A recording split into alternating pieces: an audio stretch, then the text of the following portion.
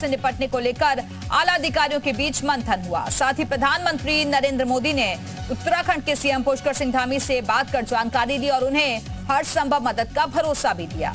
वहीं जोशीमठ में प्रशासन के दावों के खिलाफ महिलाओं ने धरना दिया है। जोशीमठ के लोगों में खासी दहशत है और लोगों ने पलायन भी शुरू कर दिया है।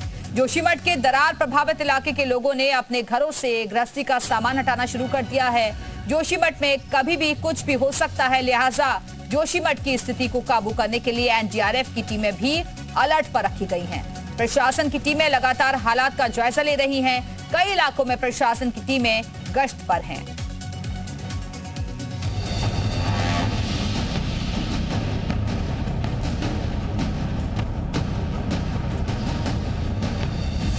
जोशीमठ का दर्द सुनो सरकार।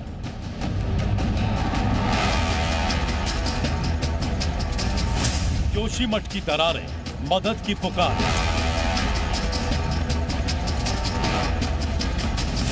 जड़ हुई कमजोर, दरारों का शोर।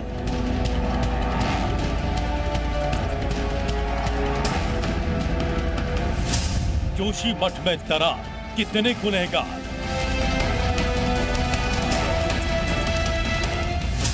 किसने अनसुनी की पहाड़ की दहाड़।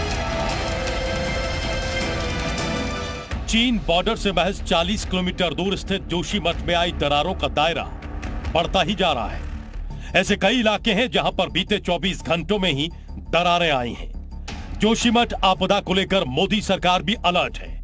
जोशीमठ को लेकर पीएमओ ने हाई लेवल बैठक की, जिसमें प्रधान सचिव डॉक्टर पीके मिश्रा की अध्यक्षता में हुई बैठक में कई अधिकारी शामिल हुए। जोशीमठ के मकानों में आ रही दरार को लेकर पीएम मोदी ने सीएम धामी से फोन पर बातचीत की।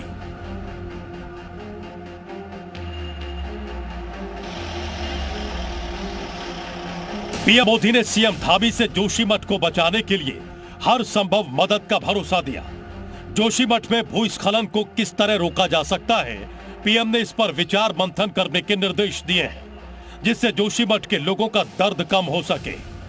माननीय प्रधानमंत्री जी ने बहुत विस्तार से चर्चा की है और उन्होंने जोशीमठ को बचाने के लिए हर संभव प्रयास जो भी होगा, हर संभव उन्होंने आश्वासन भी दिया है, विश्वास दिया है कि हर संभव वहां पर काम होगा उस शहर को बचाने के लिए और लोगों के लिए हर संभव सहायता का उन्होंने आश्वासन दिया है कि आप डिटेल उसका आकलन कर लीजिए, उसके बाद जो है उस पर कार्रवाई करेंगे। जोशीमठ में हर रोज स्थिति बदल रही है। दरारें अपना दायरा तेजी के साथ बढ़ा रही हैं। जोशीमठ के 600 से ज्यादा घरों में रहने वाले लोगों को सुरक्षित ठिकानों पर शिफ्ट करने का दावा किया जा रहा है, लेकिन बड़ी संख्या में महिलाओं ने आप बीती बताई है। महिलाओं का कहना है कि प्रशासन के दावों और तहकीकात में जमीन आसमान का अंतर है। सरकार से मदद मिली? कुछ नहीं मिली। क्या कारण है, क्यों दरारें आ रही हैं? पता नहीं, एनटीपीसी बता रहे लोग। आप कुछ बताना चाहेंगे? क्या वजह है? बस वही है कि ये टनल का काम रोक दिया जाए। हाँ, बस। सरकार तो कह रही है कि उन्होंने रोक दिया टनल का काम। नहीं रोका, वो तो आवाजें आ ही रही है अभी भी। मुख्यमंत्री कल बयान देकर गए हैं कि सारे निर्माण कार्य रोक दिए गए हैं। नहीं रोका अभी, पता नहीं, तब रोका होगा तो अच्छी बात है। हाँ, नहीं, आप लोगों को क्या पता चल रहा है? स्थानीय लोग क्या बता रहे हैं? वो तो बता रहे हैं कि अभी नहीं रुका। हजारों लोगों के घरों पर संकट है। सैकड़ों घर ढहने के कगार पर हैं और पूरा का पूरा जोशीमठ तबाही के मुहाने पर खड़ा है। ऐसे में सवाल उठता है कि आखिर विकास की अंधी दौड़ की वजह से देवभूमि के प्रवेश द्वार का ये हाल हुआ है या फिर प्रकृति किसी बड़े खतरे का अलर्ट जारी कर रही है। ब्यूरो रिपोर्ट, जी मीडिया। तो जोशीमठ में दरार और एक्शन में सरकार, इसी मुद्दे पर चर्चा करने के लिए इस वक्त दो खास मेहमान भी हमारे साथ जुड़ चुके हैं। उनका तारुफ आपसे करवाते हैं। डॉक्टर सुशील कुमार, भूवैज्ञानिक, हमारे साथ जुड़ गए हैं। आशीष गर्ग जी, पर्यावरणविद के तौर पर हमारे साथ जुड़े हुए हैं। बहुत बहुत स्वागत है आप दोनों का। और जोशीमठ का रुख सबसे पहले करेंगे क्योंकि विशाल पांडे इस वक्त हमारे साथ, हमारे सहयोगी ग्राउंड जीरो पर मौजूद है। सबसे पहले उनके पास चलते हैं। विशाल, क्योंकि आप लगातार वहां से कवरेज कर रहे हैं, खबरें हम तक पहुंचा रहे हैं, हम चाहेंगे कि ताजा स्थिति बताइए, वहां क्या हालात बने हुए हैं फिलहाल? देखिए यहाँ पर दरारें लगातार बढ़ती जा रही हैं। कई इलाकों में लोगों को घर भी खाली कराया जा रहा है। लोगों के घर पर रेड कलर का क्रॉस निशान लगाया जा रहा है, यानी कि ये खतरे की जगह है, इसको खाली कर दिया जाए। लेकिन जो लोग अपने घरों को खाली कर रहे हैं उनकी आंखों में आंसू है, दिल में बहुत ज्यादा दर्द है, क्योंकि वो अपने इस घर को बहुत ही मेहनत से उन्होंने अपने घर को बनाया था, तो इस घर को छोड़ते हुए वो देख नहीं पा रहे हैं। उन्हें यहाँ धर्मशालाओं में लेकर जाया जा रहा है, जो शेल्टर होम्स बनाए गए हैं वहां पर लेकर जाया जा रहा है, लेकिन उनके मन में दर्द है कि अब उनका घर उनके पास नहीं बचेगा। ये दरारें लगातार बढ़ती जा रही हैं। जो सरकारी भवन है उसमें भी दरारें आ रही हैं। इसके अलावा जो यहाँ के कुछ अन्य इलाके हैं जहां पर अब तक दरार नहीं थी, वहां पर भी दरार देखी जा रही है। प्रधानमंत्री कार्यालय में एक हाई लेवल की बैठक भी इस मुद्दे पर हुई, जिसमें स्थानीय अधिकारी भी शामिल हुए थे, और अब यहां पर यह तय किया जा रहा है कि इन दरारों के पीछे कारण क्या है, कैसे रोका जाए, क्योंकि अगस्त में भी एक सर्वे हुआ था 2022 में, उन रिपोर्ट्स को भी लागू करने की बात सामने आ रही है। कुछ और सुझाव यहां पर जांच कमेटी ने दिए हैं, और हमें जो जानकारी मिल रही है, जो डेंजर जोन वाले घर हैं उनको पूरी तरह से गिराया जा सकता है खाली कराने के बाद, ताकि आसपास के इलाकों में कोई इसकी वजह से नुकसान ना हो। तो अभी फिलहाल प्रशासन यहां पर जांच रिपोर्ट के आने के बाद क्या कार्रवाई करेगा इसका इंतजार कर रहा है, लेकिन लोगों को फिलहाल सुरक्षित जगह पर पहुंचाया जा रहा है ताकि किसी को कोई नुकसान ना हो। पर आप ये कह सकते हैं कि जोशीमठ को इस वक्त बचाना सबसे बड़ी चुनौती है। लोगों के जीवन को बचाने के साथ साथ जोशीमठ शहर को भी बचाना इस वक्त सबसे बड़ी चुनौती प्रशासन और सरकार के सामने है। ठीक है विशाल, आप बने रहेगा, वापस आते हैं आपके पास, लेकिन इस बीच अहम खबर अपने दर्शकों को दे दे। जोशीमठ की संजना को घर छोड़ने का दर्द है और उसकी आंखों में आंसू हैं। संजना का कहना है कि उसके पापा ने बीमारी की दवाइयां छोड़कर घर बनाया था, लेकिन आज सपने टूट रहे हैं।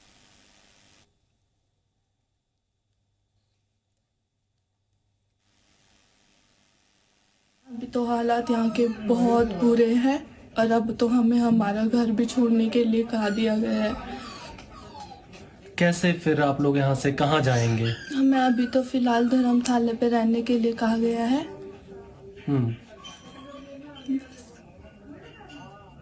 घर परिवार में तो बहुत मुश्किल से बनाया होगा आप लोगों ने घर अपना। हाँ, मेरे पापा ने अपनी दवाइयाँ एक एक टाइम की दवाई छोड़ करके, कुछ नहीं खा करके हमारे लिए अपने सपनों का महल बनाया था, और अब वो भी खत्म हो गया।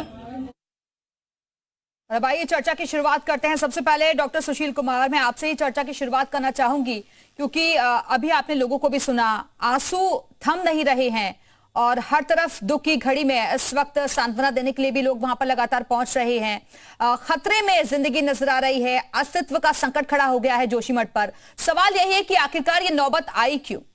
आपको क्या वजह लगती है इसके पीछे?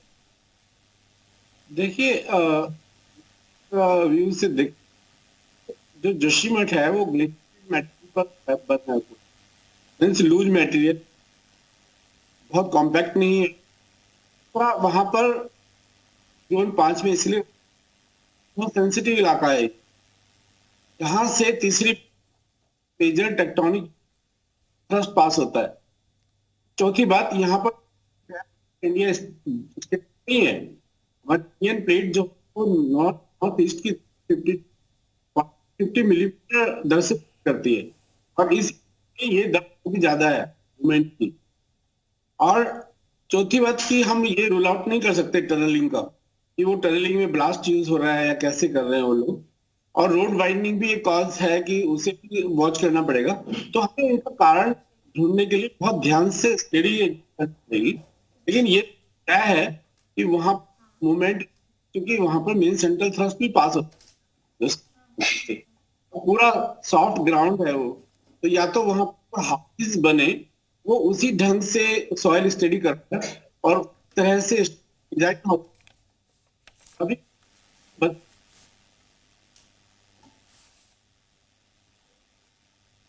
ठीक है डॉक्टर सुशील, आगे आऊंगी मैं वापस आपके पास, आप बने रहिएगा हमारे साथ। आपकी आवाज भी ठीक तरीके से हम तक नहीं पहुंच पा रही, इसको एक बार ठीक करवाते हैं। और इस वक्त उत्तराखंड सरकार में वित्त मंत्री प्रेमचंद अग्रवाल जी हमारे से जुड़ गए हैं। प्रेमचंद अग्रवाल जी, बहुत स्वागत है आपका जी उत्तर प्रदेश उत्तराखंड पर। सर, जिस तरीके के हालात फिलहाल जोशीमठ में बने हुए हैं, इसको लेकर सरकार किस तरीके से काम कर रही है, और फिलहाल आपके संज्ञान में भी क्योंकि पूरा मामला आ चुका है, ऐसी कोई जानकारी जो आप हमारे दर्शकों को साझा करना चाहें? देखिए, जिस प्रकार से जोशीमठ के अंदर भू धसाव के कारण वहाँ हालात बने, निश्चित रूप से ये बात तो ठीक है कि लोगों की चिंता होना, हम सबकी चिंता होना स्वाभाविक है, लेकिन साथ में हमारी चाहे प्रदेश की माननीय धामी जी की सरकार हो, चाहे केंद्र में बैठी माननीय मोदी जी की सरकार हो, पूरी तरह से इसमें गंभीर है और लगातार मॉनिटरिंग भी की जा रही है। वहाँ पे हमारे अधिकारियों को कैंपिंग के लिए कहा गया है और ज़्यादा से ज़्यादा जिस प्रकार से हम लोग वहाँ उनको राहत दे सकें वो व्यवस्थाएं सरकार के द्वारा की जा रही हैं। आप जानते हैं क्योंकि जो स्थिति थी वो लगातार जो दरारें हैं मकानों में या भू धसाव के कारण जो भी है वो बढ़ती जा रही हैं। ऐसे में निश्चित रूप से चिंता होना स्वाभाविक है और हमारे माननीय धामी जी हों, जिनके लिए मैं कह सकता हूँ कि वो लगातार ऐसे गंभीरता से काम करते हैं कि जैसी ये सब जानकारी मिली वहाँ का प्रशासन को पूरी तरह से दुरुस्त किया गया। प्रशासन लगातार उसमें निगरानी रखे थे। फिर माननीय मुख्यमंत्री जी ने अपने इसी देहरादून के अंदर उच्च स्तरीय बैठक बुलाई, वहाँ का दौरा किया। आज वहाँ हमारे चीफ सेक्रेटरी, डीजीपी, तमाम बड़े आला अधिकारी वहाँ पहुँचे और उसके साथ साथ केंद्र की सरकार के द्वारा लगातार मॉनिटरिंग की गई। आप समझ सकते हैं कि आज भी वहाँ हमारे जो पीएमओ ऑफिस में जो हमारे प्रधान सचिव हैं माननीय प्रधानमंत्री जी के, उनके द्वारा भी बैठक ली गई। और आज मैं चूँकि एक कार्यक्रम में था, माननीय मुख्यमंत्री जी भी वहाँ पे थे और बैठक उस कार्यक्रम के बीच में ही माननीय प्रधानमंत्री जी का जिस प्रकार से हमारे माननीय मुख्यमंत्री जी के पास फ़ोन आया, पूरा अपडेट लिया, तो इससे मैं कह सकता हूँ कि सरकार गंभीरता से इस गंभीर विषय पे पूरी तेजी से अपनी पूरी सतर्कता के साथ, पूरी संजीदगी के साथ काम कर रही है। ठीक है प्रेमचंद अग्रवाल जी, मैं कारण आपसे पूछूं कि क्या वजह आप लोगों को लग रही है ये जो मकानों में दरारें आ रही हैं, सड़कों में दरारें आ रही हैं और या फिर जो हालात बने हुए हैं। उससे पहले मैं आपसे ये भी जानना चाहूंगी क्योंकि अभी हमारे सहयोगी जो थे वहां से ग्राउंड रिपोर्ट भी दे रहे थे, कई लोग ऐसे भी हैं जिन तक अभी मदद नहीं पहुंच पाई है और जो बातें कही गई थी सरकार की तरफ से कि निर्माण कार्य पर रोक लगा दी गई है, तो कुछ तो लोग ये भी बता रहे हैं कि अभी पूरी तरीके से निर्माण कार्य नहीं रुका है वहां। देखिए, जिस प्रकार से हालात वहाँ के हैं उसको मद्देनज़र निर्माण कार्यों पे पूरी तरह से रोक लगाई गई है और यदि कोई व्यक्ति इस प्रकार का सरकार के निर्देशों का या हालात के विपरीत जाके काम करेगा तो निश्चित रूप से उसको भी हम लोग देखेंगे।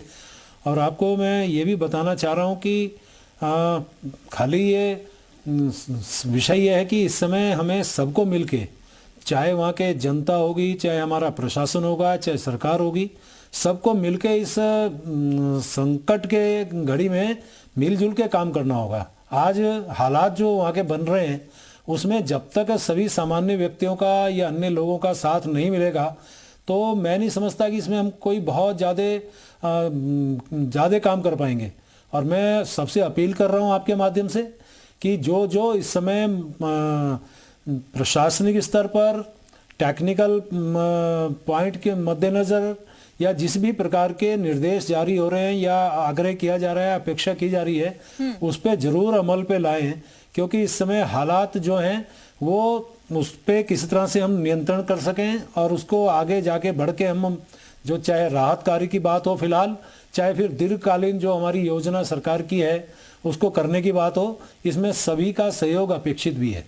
ठीक है, आप बने रहिएगा। वापस आते हैं आपके पास, अपने सहयोगी विशाल के पास एक बार फिर से चलते हैं। विशाल, क्योंकि अभी जिस तरीके से प्रेमचंद अग्रवाल जी भी हमारे से जुड़े हुए, उन्होंने कहा कि इस पर राजनीति भी लगातार हम देख रहे हैं, क्योंकि सवाल ये उठाए जा रहे हैं कि ये जो समस्या है वो आज की नहीं, ये जो हालात हैं वो 2021 के नहीं, नवंबर 2021 के नहीं, 1970 से ऐसे ही हालात बने आ रहे हैं, लेकिन इस पर ध्यान नहीं गया राजनेताओं का।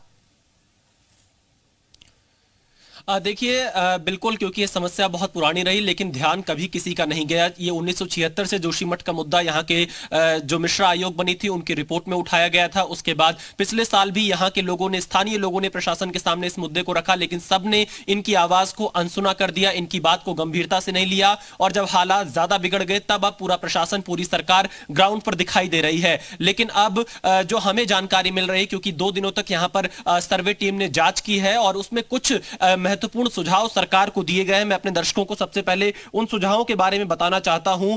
यहां पर जो सचिव आपदा प्रबंधन की तरफ से रिपोर्ट तैयार की गई है उसमें कहा गया है कि जिन घरों में ज्यादा डैमेज है उनको गिराना उचित होगा, उनको उनके मलबे को वहां से हटाना उचित होगा। इसके अलावा जो रिहायशी इलाके हैं उनको भी एक तरह से चिन्हित करना होगा कि अभी रहने लायक बचे हैं कि नहीं बचे हैं। इसके अलावा जो लोग उन इलाकों में हैं उनको जल्द से जल्द सुरक्षित स्थान पर रीलोकेट किया जाए, ऐसी बात इस रिपोर्ट में कही गई है। इसके साथ ही यह भी बताया गया है कि इस पूरे इलाके का एक सर्वे किया जाना चाहिए, इसकी मिट्टी की जांच की जानी चाहिए, भूगर्भीय सर्वेक्षण करने की सिफारिश यहां पर की गई है। इसके अलावा जो यहां पर एनटीपीसी टनल को लेकर आरोप लगाए गए थे उसको लेकर भी टीम ने इस अपने रिपोर्ट में लिखा है कि उन्होंने टनल की जांच की है, उसकी भूमिका की भी जांच की है, वहां के सैंपल इकट्ठा किए हैं जिसको आगे जांच के लिए भेजा गया है। इसके साथ ही यह बताया गया है कि यहां पर कुछ इलाकों में दरारें अगस्त 2022 की तुलना में ज्यादा पाई गई हैं, कुछ इलाकों में अगस्त 2022 जैसी ही दरार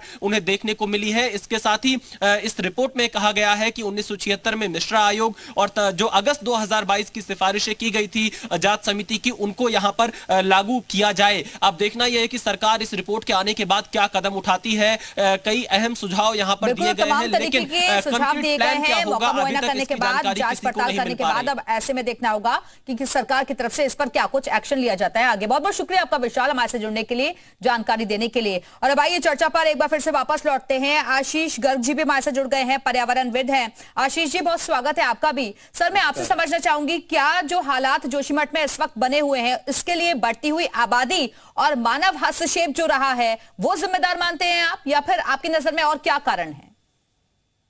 हाँ, देखिए, मिला जुला कारण है बेसिकली, जैसा अभी बताया गया और आप लोगों ने काफी चर्चा में भी लाए कि ये सारा जो जोशीमठ है एक ग्लेशियर का जो लैंडस्लाइड हुआ था, तो उसका जो अनकंसोलिडेटेड मटेरियल है, जो बहुत कॉम्पैक्शन नहीं हुआ है। जनरली क्या होता है, over a period of time जब आपका लंबा ये कॉम्पैक्ट हो जाता है तो उस पर कोई भी कंस्ट्रक्शन स्टेबल रहती है ना।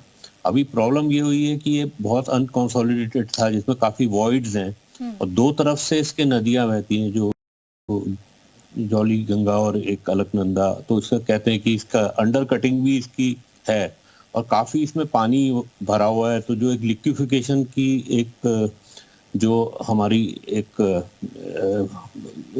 होता है, जो जिसकी वजह से वेट आने से सॉइल पूरा चलने लगती है, तो ऐसा लगता है कि ये पहले से तो था ही, और इस पे over a period of time जो अनचेक्ड कंस्ट्रक्शन हुआ, इसको किसी ने मतलब चेक नहीं किया, लोग भी बनाते गए ना, और गवर्नमेंट के भी कई प्रोजेक्ट उसमें चलते रहे। तो ये चलते हुए अभी इस पे एक जो हैवी लोड आने से ये इसमें थोड़ा एक्सेलरेशन ज्यादा हो गया है, क्योंकि अल्टीमेटली ये पहले से ही कॉम्पैक्टेड नहीं थी। तो ऐसा मिला जुला कारण यही लगता है। ठीक है आशीष जी, आप बने रहेगा। प्रेमचंद अग्रवाल जी, अभी सुना आपने आशीष जी को, और ये तो बहुत पहले से ही, क्योंकि तमाम तरीके की जो रिपोर्ट सामने आई थी उसमें भी ये बात कही गई थी कि ये संवेदनशील जगह है और यहाँ पर बिना चेकिंग के कंस्ट्रक्शन करवा कर यहाँ पर देखना, उसी का खामियाजा शायद आज हम भुगत रहे हैं, वहां की जनता भुगत रही है और अस्तित्व के संकट से जूझ रहा है जोशीमठ। क्योंकि न सिर्फ जोशीमठ को खतरा है बल्कि आसपास के 4 धाम जो हैं उन पर भी अब खतरे का बादल जो है मंडरा रहे हैं।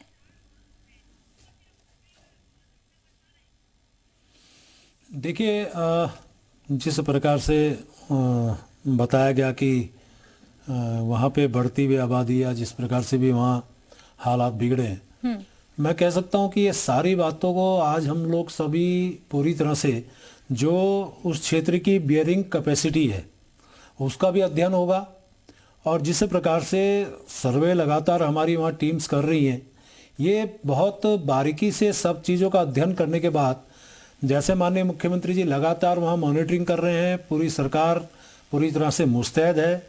मैंने जैसे कहा कि जिस भी स्थिति में आज हम लोग वहाँ पे हैं, बहुत गंभीरता से माननीय मुख्यमंत्री जी ने कहा है कि हम इसको दो तरह से देख सकते हैं कि फिलहाल तत्कालिक तौर पे हम क्या कर सकते हैं, दीर्घकालीन योजना उसकी क्या हो सकती है।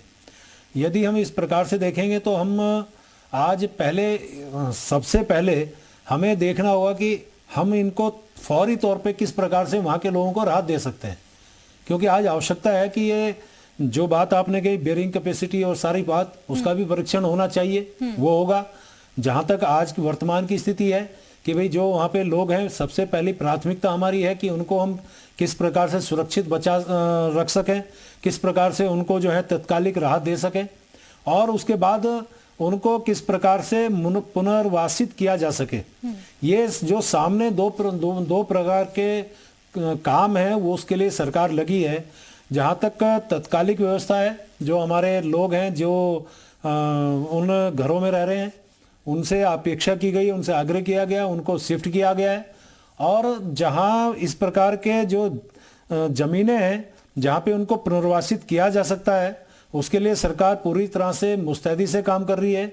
हमारे यहाँ पे टीम लगा दी गई है, भारतीय भूवैज्ञानिक सर्वेक्षण संस्थान और इसी प्रकार के दूसरे जो हमारी विशेषज्ञ टीम है, वो चाहे हमारी उद्यान फार्म हो जो 6 हेक्टेयर लैंड लगभग कहा जाता है, चाहे पीपल कोटी जगह हो, ये 2-3 जगह को चिन्हित करके और उसका पूरा भू सर्वेक्षण करके क्या वो जगह उस नाते उपयुक्त है, तो उस नाते भी उसका पुनर्वास करने का जो सरकार सोच रही है, इनमें तेजी से काम हो रहा है। तो फिलहाल जैसे मैंने कहा कि हम तत्कालिक तौर पर, दीर्घकालीन तौर पे उसको कैसे हम लोगों को वहां पे राहत दे सकें, पहली आवश्यकता यह है कि हमारे जो वहां पे लोग हैं उनको विश्वास भी हम दिला रहे हैं कि किसी भी प्रकार की इस प्रकार की समस्या में हम सब लोग मिलके एक दूसरे का साथ देके हम जनता को राहत दे सकते हैं। और उस तरह से जो प्रभावित क्षेत्र हैं उसको खाली कराने का भी काम सरकार कर रही है, वहाँ के प्रशासन कर रहा है। वहाँ जिस प्रकार से एनडीआरएफ की एक टीम है, 4 हमारी जो है एसडीआरएफ की टीम है वो लगी है, और एसडीआरएफ की टीम, राजस्व की टीम, प्रशासन की टीम, कई टीमें काम कर रही हैं, लेकिन शहर से ज्यादा जरूरी उन लोगों की जिंदगी बचाने पर चिंता सता रही है जो लोग खतरे की जद में आ चुके हैं, और कैसे उनका पुनर्वास किया जाए इस पर हमें आगे काम करना बेहद जरूरी है। तमाम खास मेहमान आगे भी हमारे साथ बने रहेंगे, चर्चा जारी है। फिलहाल वक्त एक छोटे से ब्रेक का, फौरन लौट रहे हैं।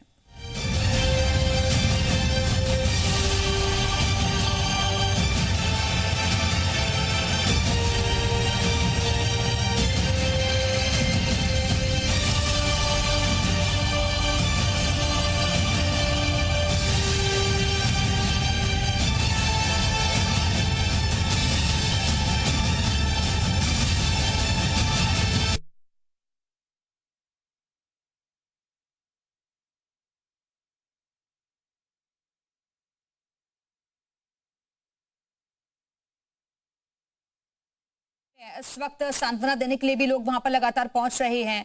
खतरे में जिंदगी नजर आ रही है, अस्तित्व का संकट खड़ा हो गया है जोशीमठ पर। सवाल यही है कि आखिरकार ये नौबत आई क्यों? आपको क्या वजह लगती है इसके पीछे? देखिए, व्यू से देख, जो जोशीमठ है वो मटेरियल पर बना है, लूज मटेरियल, बहुत कॉम्पैक्ट नहीं है। वहां पर जोन 5 में इसलिए बहुत सेंसिटिव इलाका है, जहां से तीसरी मेजर टेक्टोनिक थ्रस्ट पास होता है। चौथी बात, यहाँ पर इंडिया नहीं है, इंडियन प्लेट जो नॉर्थ ईस्ट की 50 मिलीमीटर दर से करती है, और इस ये दर भी ज्यादा है मूवमेंट की। और चौथी बात कि हम ये रूल आउट नहीं कर सकते टनलिंग का, कि वो टनलिंग में ब्लास्ट यूज हो रहा है या कैसे कर रहे हैं वो लोग, और रोड वाइडनिंग भी एक कॉज है कि उसे भी वॉच करना पड़ेगा। तो हमें इनका कारण ढूंढने के लिए बहुत ध्यान से स्टडी पड़ेगी। लेकिन ये तय है कि वहां मूवमेंट, क्योंकि वहां पर मेन सेंट्रल थ्रस्ट भी पास होता है, पूरा सॉफ्ट ग्राउंड है वो, तो या तो वहां हाउसेस बने, वो उसी ढंग से सॉइल स्टडी करता है और तरह से अभी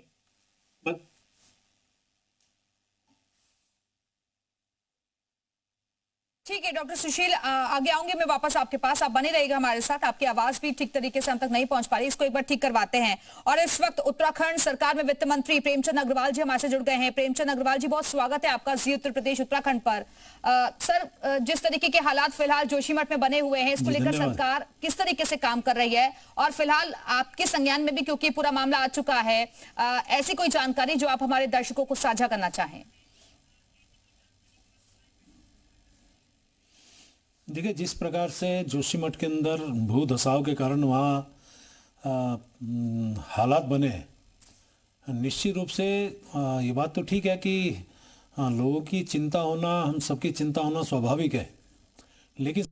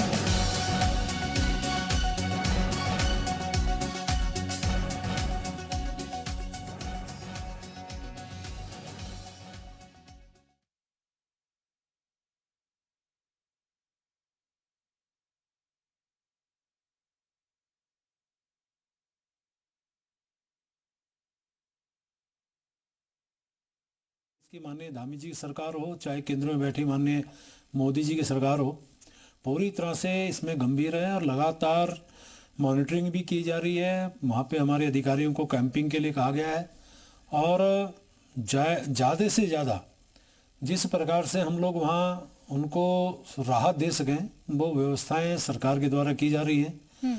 आप जानते हैं, क्योंकि जो स्थिति थी वो लगातार, जो दरारें हैं मकानों में या भू धसाव के कारण जो भी है वो बढ़ती जा रही हैं। ऐसे में निश्चित रूप से चिंता होना स्वाभाविक है, और हमारे माननीय धामी जी हों, जिनके लिए मैं कह सकता हूं कि वो लगातार ऐसे गंभीरता से काम करते हैं कि जैसी ये सब जानकारी मिली, वहाँ का प्रशासन को पूरी तरह से दुरुस्त किया गया। प्रशासन लगातार उसमें निगरानी रखे थे। फिर माननीय मुख्यमंत्री जी ने अपने इसी देहरादून के अंदर उच्च स्तरीय बैठक बुलाई, वहाँ का दौरा किया। आज वहाँ हमारे चीफ सेक्रेटरी, डीजीपी, तमाम बड़े आला अधिकारी वहाँ पहुँचे, और उसके साथ साथ केंद्र की सरकार के द्वारा लगातार मॉनिटरिंग की गई। आप